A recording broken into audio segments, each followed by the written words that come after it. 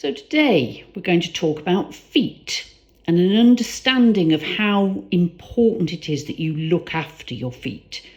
So here are a pair of feet. This is obviously what you're used to seeing, and this is the structure inside your foot. And the reason at the moment we've put this in a pair of flip-flops is you need to become aware of what's going on to this bony structure in your shoe when you are living your life. Because how you are treating your feet will depend on whether you head for trouble later on over the years. It doesn't mean it can't all be undone, because often it can. But an awareness helps you. Flip-flops are one thing, and these obviously go between your big toe and the next one. But sliders in socks, you will then be gripping with your toes almost always. And a lot of sliders are not the right width for your toe. And so then what you get is something happening to your foot that starts to distort here.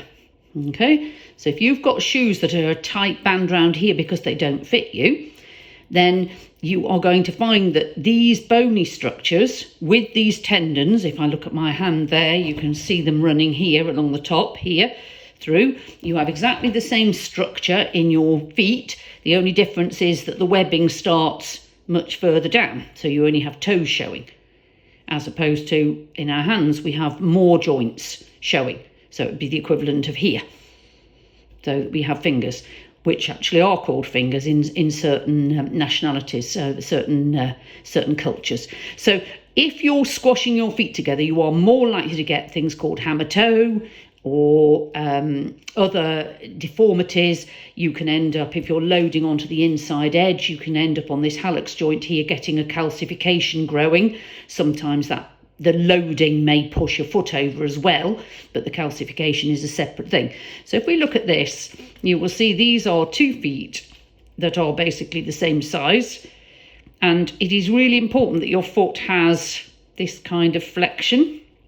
So if we look at that now, you should have an arch, and it should be possible for the foot to flex in and out. But most shoes don't allow that, and a lot of people are wearing orthotics, and orthotics will raise this section of your foot and make it rigid so that you can bend at this point for your toes, but you can't bend the rest of your foot. But remember, your foot is supposed to be 26 articulating bones, and you can see them all articulating here.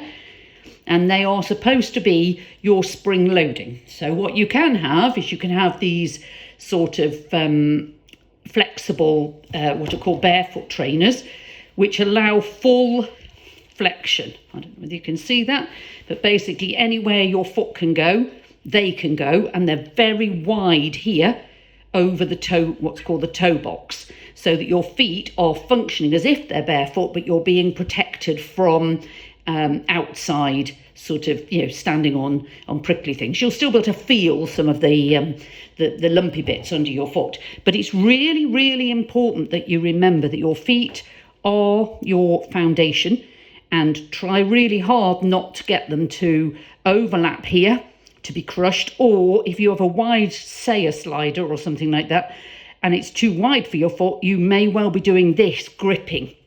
And that grip with your toe, where you're scrunching your toes over, can become quite a habit. And it will not just be limited to your foot. It will go all the way up to your ankle, your knee, your hip. It could even be causing your bad back. It could even be causing a neck issue. So if you think you need any help, we can help you. But there are loads of exercises you can do yourself to strengthen your feet. You've obviously got podiatrists you can go and see, but we're also very skilled at working on tight tendons and helping a foot to return to normal function.